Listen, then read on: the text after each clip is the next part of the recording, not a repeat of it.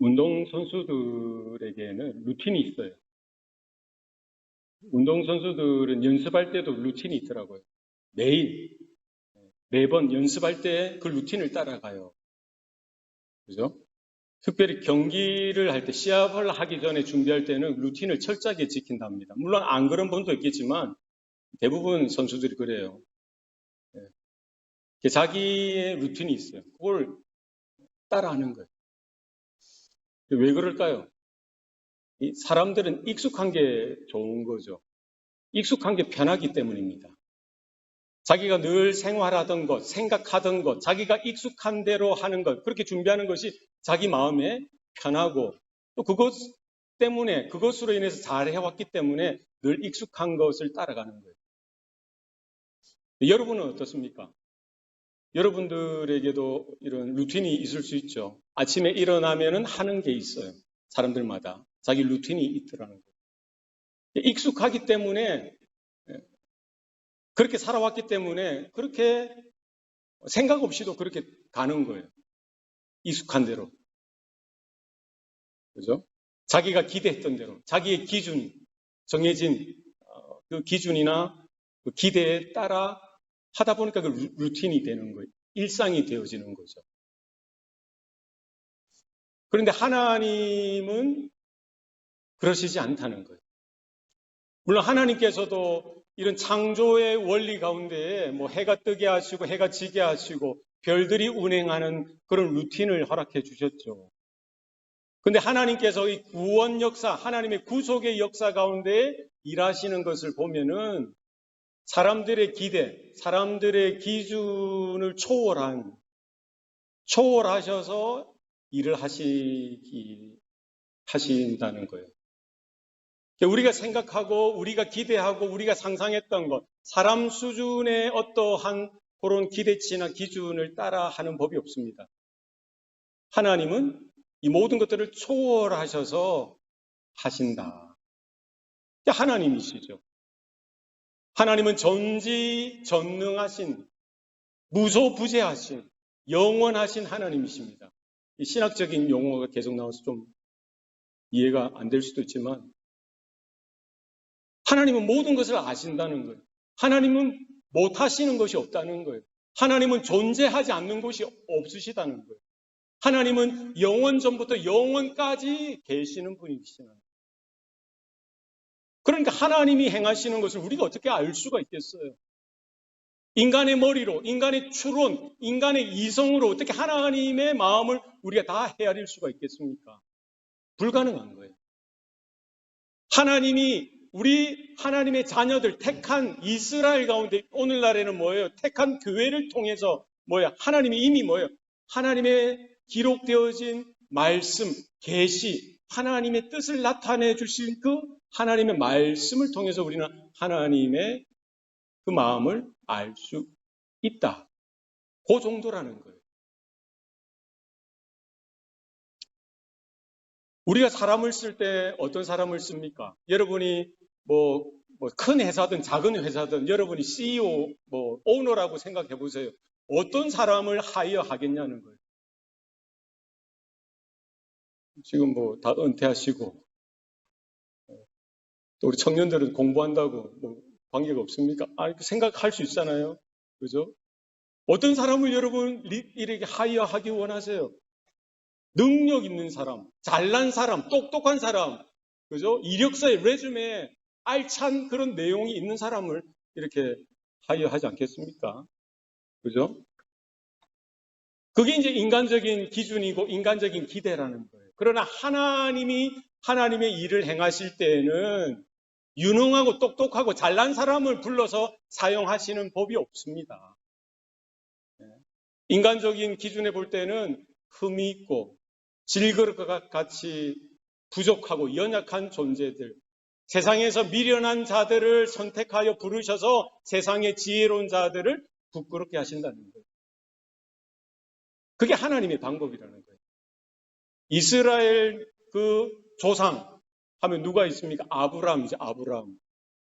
우리는 믿음의 조상이라고 부르죠. 그 아브라함이 똑똑하고 잘났기 때문에 하나님의 부르심을 받은 것입니까? 그렇지 않습니다. 그가 뭐 특별히 뭐 경건하여서 하나님을 찾고 하나님을 뭐 예배했기 때문에 쓰임 받았습니까? 그렇지 않습니다. 아브라함이 있었던 곳이 어디예요? 갈대아 우르에서 아버지 데라와 함께 뭐를 하고 있었어요?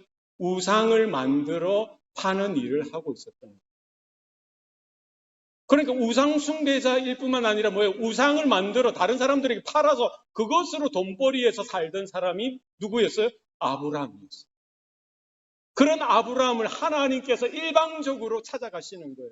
그리고 선택하시고 부르시고 하나님의 사람으로 거듭나게 하셨던 거죠. 우리는 이해할 수 없어요. 물론 그 이후에 하나님은 아브라함을 연단시키시고 또 연단시키시고 여러 고난과 삶을 통해서 뭐예요? 빚어가시는 과정을 허락해 주십니다. 그럼 어떻게 하십니까? 연약한 존재를 불러 사용하시더라. 모세도 마찬가지입니다. 잘 나갔을 때 그를 부른 것이 아니라 40년 동안 미디안 광야에서 촌노로 양을 치던 목자로 있을 때 이제 더 이상 자기에게 가망이 없어요. 인간적인 모든 레주메 다 털려나간 거예요. 80세가 되어서야 하나님은 그 촌노를 찾아가시고 불러 사용해 주셨던 거죠. 이스라엘의 2대 왕, 이제 사울, 1대 왕 사울이죠. 사울을 폐위시키고 이제 그 다음 왕을 위해서 하나님은 누군가에게 기름 부어서 세우라고 하죠. 사무엘 선지자를 보냅니다. 어디로 보내요? 이새라는 사람, 그 집의 아들들 중에 한 명을 그 다음 차기 왕으로 세우려고 하나님이 마음먹으셨던 거죠. 누구에게 기름 부으셨어요? 사람들이 보기에는 첫째, 둘째, 셋째 그 아들이 얼마나 듬듬합니까? 예? 믿음직스럽고 잘났고 싸움도 잘하고 예? 장성하였고 다들 누구에게 기름 부으려고 하는 거예요? 첫째, 둘째, 하나님은 no. 아니야. 누구에게 기름 부으셨어요? 8번째 아들.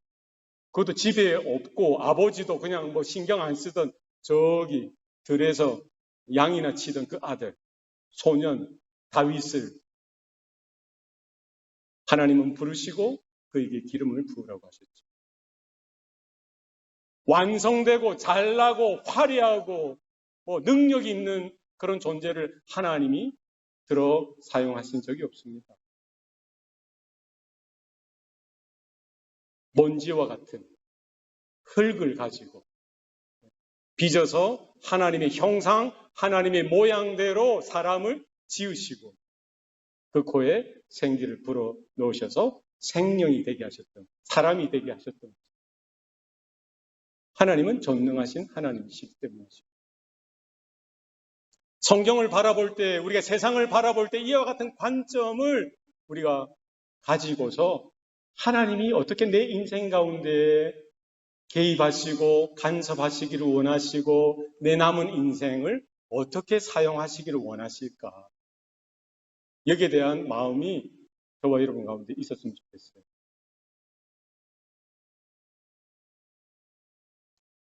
오늘 본문은 미가서 5장 2절 말씀이죠. 미가 선지자는 예수님이 탄생하시기 8세기 전에 그가 활약했던 사역했던 시대는 BC 기원전 730년에서 690년 그 사이에 사역했어요. 남유다 요담 왕 때부터 요담 왕 말기부터 해서 히스기야 왕이 재임하던 그 시절에 사역했던 것이죠. 미가서를 통해서 그는 뭐예요? 그때 당시에 그 환경이 그렇습니다. 배경이 그래요. 예? 이때가 아까 말씀드렸듯이 730년에서 690년 사이니까 북이스라엘이 패망했던 때가 722년이거든요. 물론 남유다가 패망할 때는 망했을 때는 586년, BC 586년. 그거는 보지 못했지만 어쨌든 북이스라엘이 패망했던 것을 경고했을 뿐만 아니라 남유다가 심판받아 멸망할 것에 대해서도 누가 오늘 미가서는 경고하고 그러니까 하나님의 심판에 대해서 경고했던 거예요. 그러니까 북이스라엘은 당시에 아수르에 의해서 침략을 당하고요. 패망합니다. 망합니다. 아수르가 강대국이었거든요. 뿐만 아니라 북이스라엘을 잡아먹었던 아수르가 어디까지 남유다의 여러 도시까지 침공하고요. 이제는 예루살렘까지 이제 공격해 들어왔던 거예요. 그런 시대에 지금 미가 선지자는 하나님의 부르심을 받고 이 예언 사역, 선지자 사역을 했던 것이죠. 여러분 전쟁을 한번 생각해 보세요. 우리는 전쟁을 겪은 세대가 아니죠. 그러니까 감이 없는 거예요. 그러나 우리가 생각할 수 있습니다. 그죠? 영화를 봤고 드라마를 봤든지 또 뉴스를 통해서 지금 우크라이나의 그런 전쟁적인 상황들을 우리가 간접적으로 경험할 수가 있겠죠. 얼마나 잔인합니까? 얼마나 참담합니까? 예? 자기 가족이, 자기 이웃이, 자기 친구가 죽어나가고 고통을 당하고 애통하고 모든 집안에 장례식이 거행되어지는 그것도 제대로 된 장례식이 있을 수도 없죠. 그런 상황들이 뭐예요? 지금 미가 선지자가 사역했던 그 남유다 지역에도 동일하게 재현되고 있었던 거예요. 그러니까 아수르가 공격하니까요. 정치가 불안하죠. 경제가 파탄이 나는 거예요.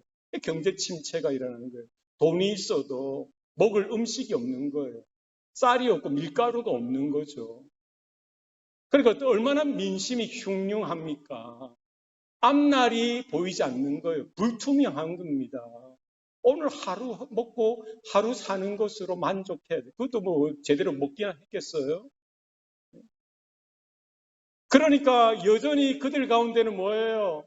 하나님을 기억하고 회개하고 하나님께 돌이켜야 되는데 그렇지 않고 여전히 우상을 섬기고 패역하고 부패하고 그런 사회적인 부정부패가 만연했고 제사장들은 제사를 집례할 때 뭐예요? 돈을 받지 않으면 그 일을 하지 않았던 거예요. 선지자들이라고 하는 사람들도 돈을 받기 위해서 예언을 했고 돈을 받아야만 이렇게 말씀을 전했던 거예요. 그러니까 모든 것이 썩어 문드러졌던 그 세대. 그게 뭐예요? 오늘 미가서가 기록되어졌던 그 시대적인 배경이었던 거예요. 그런 환경 속에 그들에게 정말 필요한 것이 뭡니까? 하나님은 미가 선지자를 통하여 그 세대의 사람들에게 주시길 원하시는 말씀, 메시지가 무엇입니까? 사람들이 듣기 원하는, 사람들이 기대하는 하나님으로부터 받기 원하는 메시지는 무엇이었을까요? 여러분들이 그런 상황들이었다면 부정부패가 만연하고 먹고 살기 힘들고 경제적인 침체가 깊고 젊은이들은 앞날이 창창함에도 불구하고 미래가 불투명하고 직업도 없고 일할 것도 없는 그런 세대에 살고 있다면 여러분들이 만약 그 세대 사람들 오늘날도 비슷하죠. 무엇을 하나님께로 받기를 기대합니까? 무엇을 하나님께서 해주시기를 원하시는 거예요. 하나님이 그 나라 가운데 개입하셔서 뭐예요? 외세를 물리쳐 주시고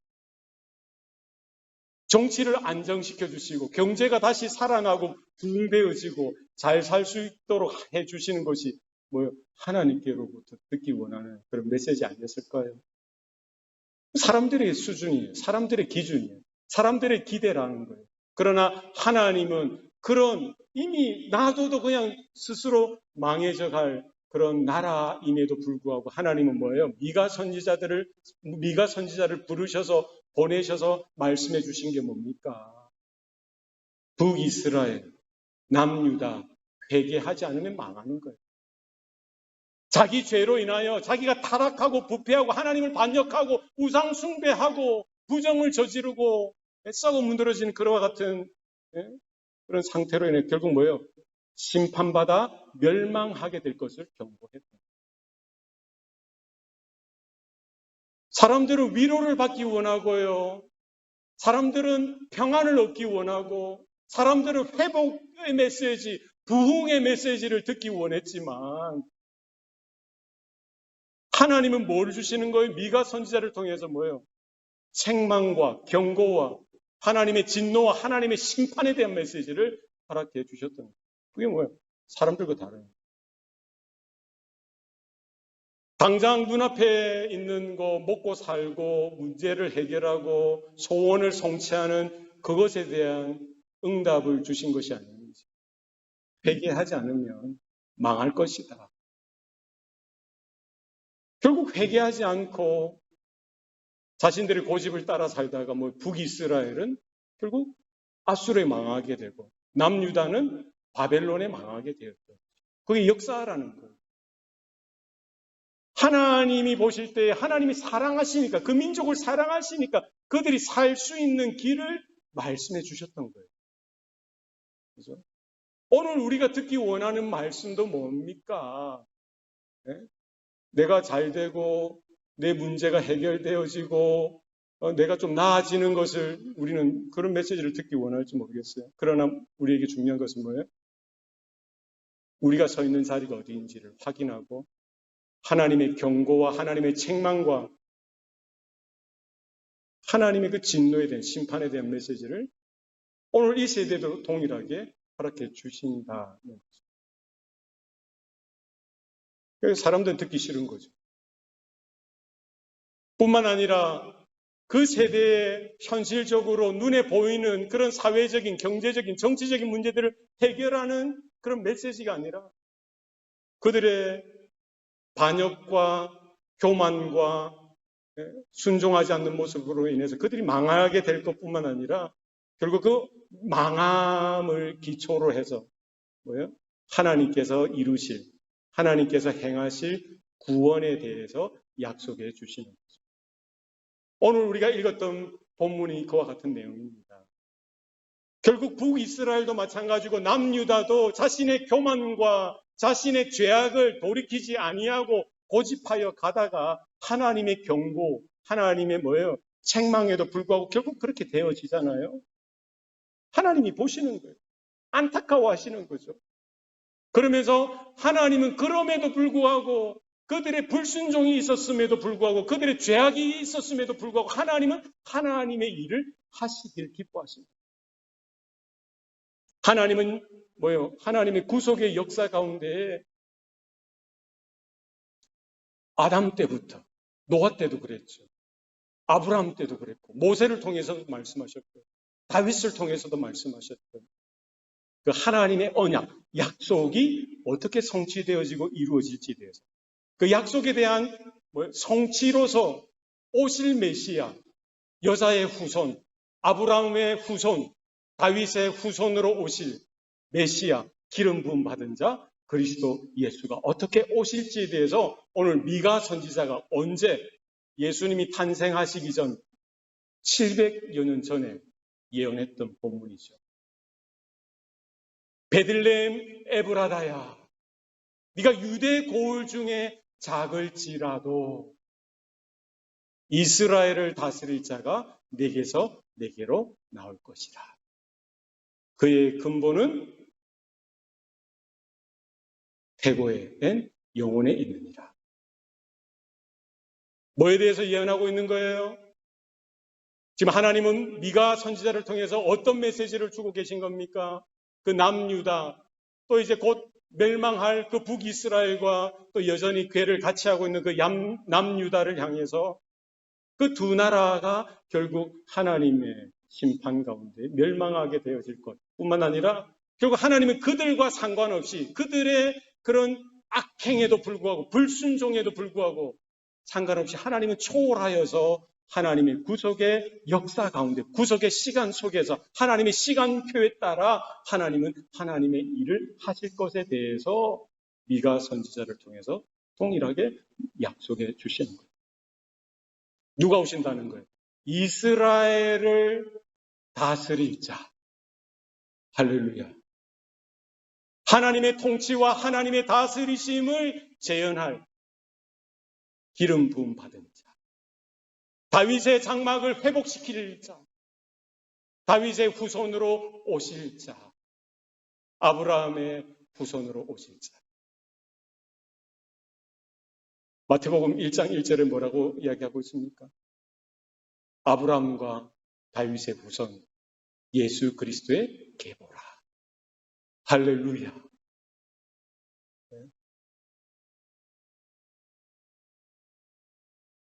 이스라엘을 다스릴 자가 언제인지 모르죠. 미가 선지자도 몰랐어요. 몰라요. 그러나 하나님이 주신 말씀이니까 그대로 대언했던 거예요. 이스라엘을 다스릴 자, 기름 부음 받은 자, 그리스도, 그분이 오신다. 구체적으로 그 장소까지 말씀하고 있는 거예요. 어디서 나온다고요? 어디서 태어나신다고요? 오늘 본문에 보니까 베들레헴 에브라다. 베들레헴에서. 왜 베들레헴이어야 합니까? 왜 베들레헴입니까? 왜 베들레헴일 수밖에 없습니까? 영웅이 태어나는데, 왕이 태어나는데, 적어도 귀족 가문에서 그때 당시 수도였던 예루살렘에서 짠하고 태어나면 좋았을 텐데, 베들레헴 하면 베들레헴이 어디야? 어디야? 우리는 결과론적으로 이 이야기를 익숙하게 잘 들었기 때문에 베들레헴 알지만 유다 사람에게, 북이스라엘 사람에게 베들레헴 하면 베들레헴이 어디야? 어디요? 시리보다 작아요. 촌락이에요. 촌락. 촌락. 우리나라 말로 하면은 어느 정도가 어울릴까요?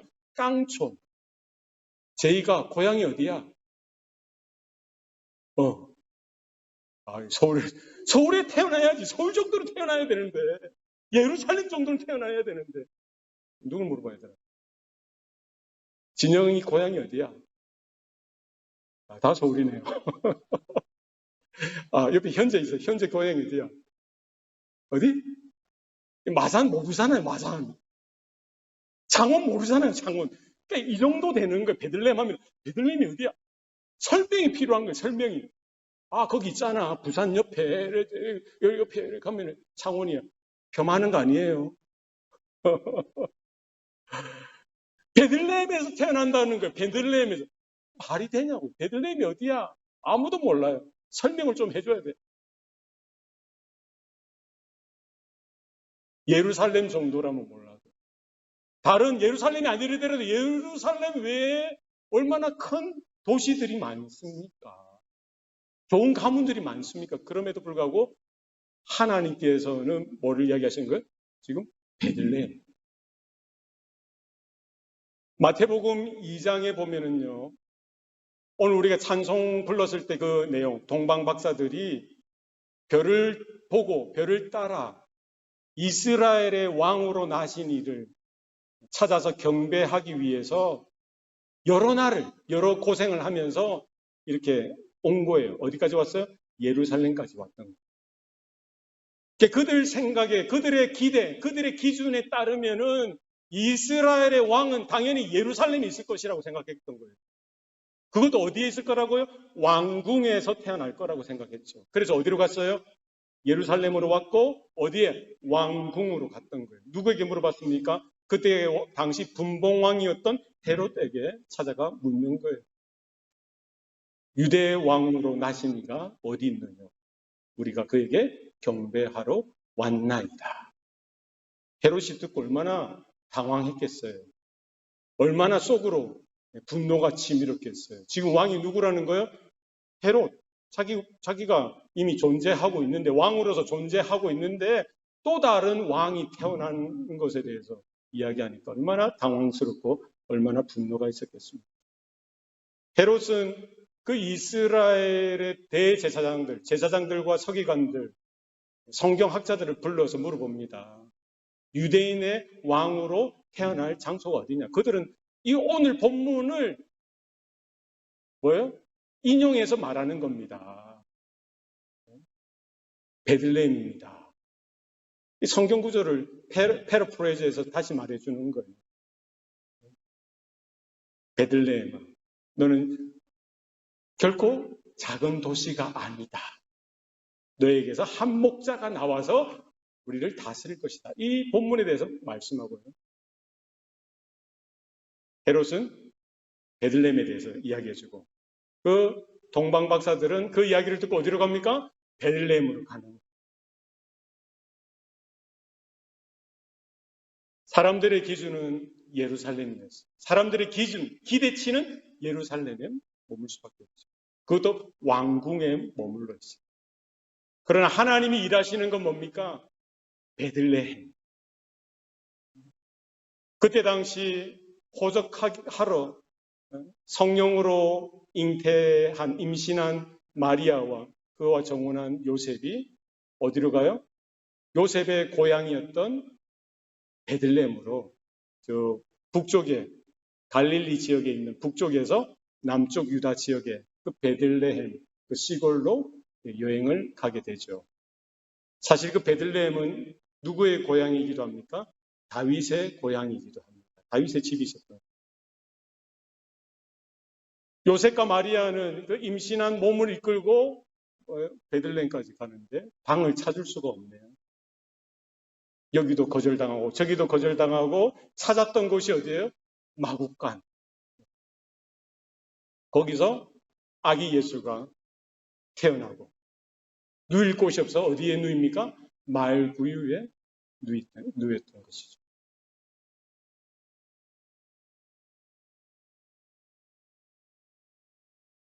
그리고 그 아기 예수가 자라났던 곳이 어디입니까?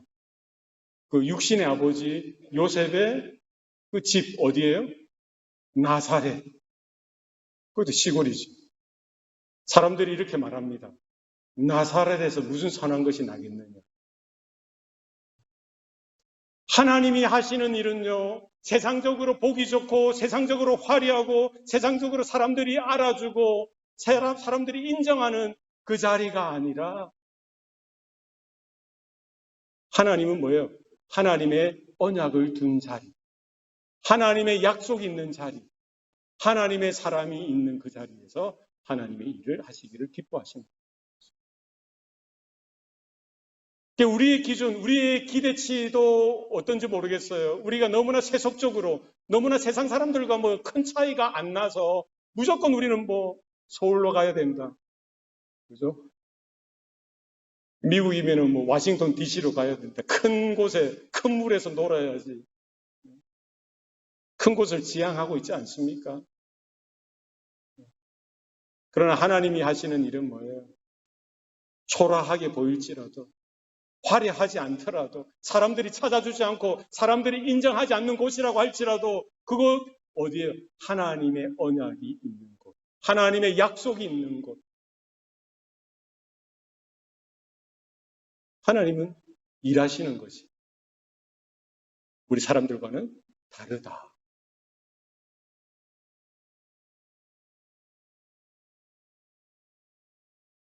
우리가 추구해야 될 것, 특별히 우리 청년들, 여러분들이 추구해야 될 것이 뭘까요?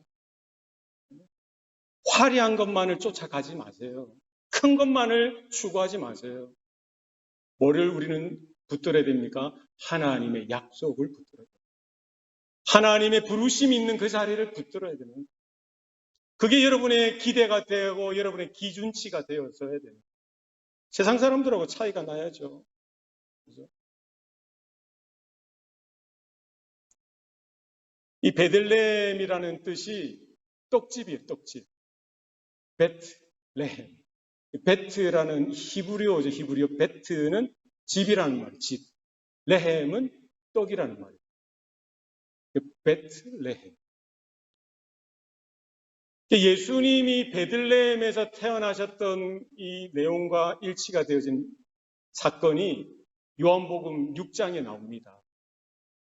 예수님께서 이 갈릴리 사역을 하시다가 이 베세다 들판에서 거기에 따르는 수많은 군중들, 그들에게 이제 말씀을 선포하시고 이제 해가 저물어 가자 제자들에게 그들에게 이제 그 무리들에게 먹을 것을 주라고 하는데 제자들은 당황하죠. 난색을 표합니다. 우리에게 먹을 것이 없습니다. 그만한 돈이 없습니다. 그냥 저들로 흩어져서 동네로 가서 스스로 사 먹게 하십시오. 이렇게 말하는 거예요.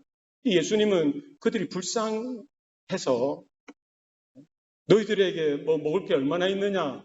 제자들이 찾아보니까 얼마나 있었어요? 보리떡 5개와 물고기 2마리, 오병이어. 그걸 가지고 축사하셔서 거기에 모인 사람들에게 다 먹여주시죠. 성경에 보니까 5,000명이 먹었대요. 배부르게 먹고 12강주리를 남겼던 사건이 요한복음 6장에 기록되어져 있습니다. 사람들이 그와 같은 기적을 경험하고 그들의 마음에는 어떤 마음이 들었을까요? 야, 진짜 구약 성경에서 예언한 메시아가 맞구나.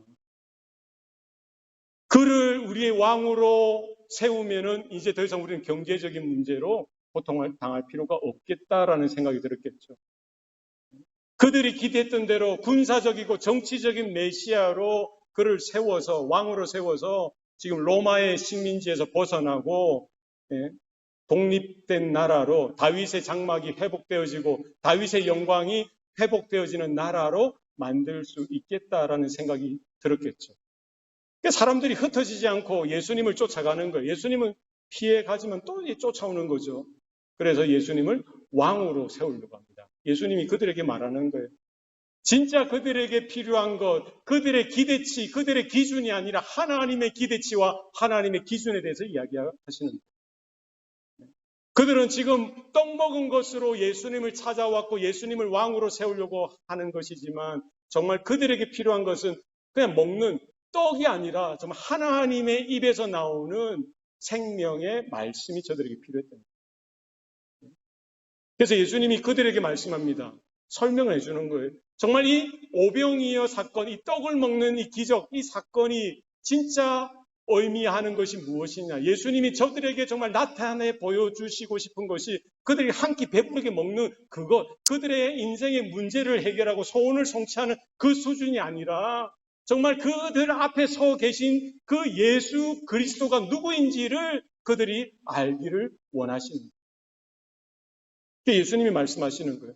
나는 하늘로부터 내려온 살아있는 떡이다. 그러니까 바리새인들이 성경을 좀 아니까 바리새인들이 듣고는 수근수근합니다. 이 무슨 말이냐? 예? 무슨 신성모독 해당하는 말이냐 하면서 막 흥분하는 거예요. 그러니까 예수님이 그들에게 계속해서 설명해 주시죠. 나는 하늘에서 내려온 산떡이다. 너희 조상들은 광야에서 만나를 먹어서도 죽었거니와 내가 주는 떡을 먹는 자는 영생하리라. 내가 너희에게 주는 떡은 바로 내 살이니라. 내 살을 먹고 내 피를 마시는 자는 영생을 얻었고 내가 마지막 날에 그를 다시 살리리라. 내 떡은 참된 양식이요 내 피는 참된 음료로라. 그들은 그 말씀을 다 이해하지 못하죠. 이해할 수 없죠. 그래서 다 흩어져 버리는 거예요. 그러나 오늘 우리는 그 말씀을 듣고 이해할 수 있습니다. 믿음으로 우리가 좀 반응했으면 좋겠어요. 우리가 추구하는 것, 우리가 바라보는 것은 먹고 사는 문제. 여기에 그쳐서는 안 된다는 거예요. 떡 문제만 가지고 평생을 살아서도 안 된다는 거예요. 우리에게 필요한 것은 뭐라는 거예요? 사람이 떡으로만 사는 것이 아니라 하나님의 입에서 나오는 말씀으로 사는 것입니다. 태초에 말씀이 계시니라. 이 말씀이 하나님과 함께 계셨으니 그 말씀은 곧 하나님이십니다. 만물이 지어질 때에 이 말씀 없이 지은 바 된 것이 하나도 없다라고 요한복음 1장에서 분명히 말씀하고 있죠. 바로 그 말씀이 육신이 되사 우리 가운데 거하시니 우리가 그의 영광을 보니 아버지의 독생자의 영광이다. 은혜와 진리가 충만하더라. 결국 예수님께서 십자가 지시기 전에 그 제자들에게 떡을 주시고 포도주 잔을 주시면서 받아 먹으라, 받아 마시라고 하셨지 않습니까? 이는 너희를 위하여 흘리는 바, 곧 나의 피, 언약의 피니라. 예수님이 십자가에 달려 죽으실 때 흘리실 그 피를 상징하는 잔, 포도주를 그들에게 먹이신 거예요. 뿐만 아니라 떡을 떼어 축사하시고 그들에게 먹이시면서 이는 너희를 위한 나의 살이니라. 오늘 요한복음 6장에서 말씀하셨듯이 미가서 5장 2절에서 이미 예언하셨듯이 떡집에서 탄생하실 하늘로부터 임하는 영원한 산떡 되시는 영원한 생명의 양식 되시는 예수 그리스도. 그 십자가 사건을 통해서 우리에게 뭐예요? 피도 주시고 살도 주시는 거예요. 그 피를 마시고 그 살을 먹는 자는 그리스도 안에 거하고요. 그리스도께서도 그들 안에 거하신다라고 말씀하시죠. 결국 구약 성경과 신약 성경을 통해서 우리에게 주시길 원하는 건 뭡니까? 하나님이 우리에게 간절히 주고 싶어 하시는 것이 뭡니까? 하루 잘 먹고 사는 것. 그러니까 짧은 우리 100년 인생 가운데 뭐 좋은 데 취직하고 어느 정도 높은 자리에 올라가고 잘 살고 그것으로 그냥 끝나서 지옥 가는 그런 인생 되어서는 안 되잖아요. 그게 아니라 우리가 얼마나 살든지 어떤 모습으로 살든지 그거는 큰 문제가 아니라고요. 평생 거지로 살 수도 있는 거예요. 가난하게 살 수도 있죠. 평생 병들어서 아파할 수도 있습니다. 사람들이 몰라줄 수도 있죠. 사람들이 알아봐 주지도 않고 무시하고요. 그런 인생을 사는 분이 왜 없겠어요? 여러분은 여러분의 인생으로 만족하십니까? 무엇으로 만족하세요? 무엇 때문에 만족하시는 거예요? 좋은 학교 나가는 것 때문에 만족하는 거예요? 좋은 돈벌이 때문에 만족하는 거예요? 여러분의 부모님이 잘 사시고 권력 있고 부가 있어서 만족합니까? 천만에요. 그렇게 하셔서는 안 돼요. 다 없을지라도 우리에게 반드시 있어야 될 건 뭘까요? 바로 예수님이 내 살을 먹어야 내 피를 마셔야 너희들이 산다. 예수님은 그 일을 위해서 오셨어요. 베들레헴 에브라다야. 그러니까 모든 족속들 중에 작을지라도 이스라엘을 다스릴 자가 내게서 내게로 나올 것이라. 우리의 인생, 저와 여러분의 인생이요. 베들레헴 같을 수가 있어요. 보리떡 5개처럼 그냥 있으나 마나 사람들이 눈길도 안 주는 그런 존재일 수도 있습니다. 그러나 하나님이 알아봐 주시고 여러분의 인생 가운데 하나님의 말씀이 있고 하나님의 약속이 있다면 그걸로 충분한 겁니다. 그게 전부가 되어야 되는 거예요. 물론 여러분이 평생 거지처럼 살지는 않겠죠. 네? 부자로 사세요. 잘 사세요. 그러나 그게 중요한 게 아니라 정말 예수님이 말씀하셨던 그 부자와 거지 나사로처럼 평생 거지로 살 수 있을 거 아니에요. 가난하게 병들어서 차별당하고 업수이 여김을 당하고 침뱉음을 당하고 무시를 당해도 그 안에는 하나님의 언약이 있기 때문에 약속의 말씀이 있기 때문에 믿음이 있기 때문에 그거 붙들고 그냥 사는 거예요. 이 인생은 길어봐야 100년이니까 그 이후에 정말 우리가 어떤 삶을 살았는지 어떤 존재였는지가 드러나는 거예요. 왜 베들레헴이어야 하는? 왜 베들레헴인가? 화려함이나 웅장함이나 사람들의 평판이나 인정이 없을지라도 하나님이 두신 언약, 하나님이 두신 약속, 오실 메시아를 기대하고 기다리고 준비하는 것. 그분이 오셨고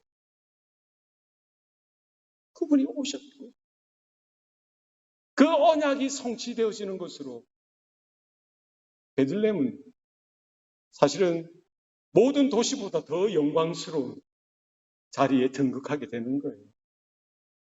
저와 여러분을 예수 그리스도의 그 십자가의 보혈로 인쳐주시고요. 하나님의 자녀 삼아주셨습니다. 우리의 외형의 모습, 여러분의 수준, 여러분의 지식이나 재력이나 상관없이 하나님의 자녀로 거듭났다면 엄청난 부르심이라는 거예요. 베들레헴이라는 그 이름의 뜻을 우리가 보았듯이 우리가 그리스도인이라는 이름으로 부름을 받잖아요. 이 그리스도인, 크리스찬 얼마나 대단한 겁니까? 그리스도가 질그릇과 같은 내 안에 거하신다는 거죠. 너희는 택한 족속이요 왕 같은 제사장이니 거룩한 나라요 그의 소유된 백성이니 이는 너희를 어두운 데서 불러내어 그의 기이한 빛에 들어가게 하시는 이의 아름다운 덕을 선포하게 하려 함이라. 저와 여러분을 뭐라고 성경은 부르고 있습니까? 왕 같은 족속이요. 왕 같은 제사장이요. 거룩한 나라요. 그의 소유된 백성이라고 불러주고 있습니다. 아멘입니까? 이 하나님의 약속이 있는 자로서 남은 평생 큰 것을 따라 세상의 잘됨을 추구하며 살아가는 존재가 아니라 하나님의 불러주신 부르심 앞에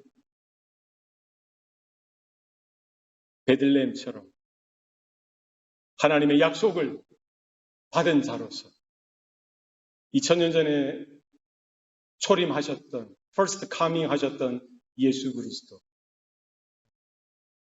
뿐만 아니라 곧 내가 다시 오리라 하신 재림의 예수, Second Coming 하시는 예수 그리스도를 동일한 언약 가운데 믿음으로 우리가 준비하고 맞이하는 교회요 성도로 저는 저와 여러분 되시기를 축복합니다. 기도하시겠습니다.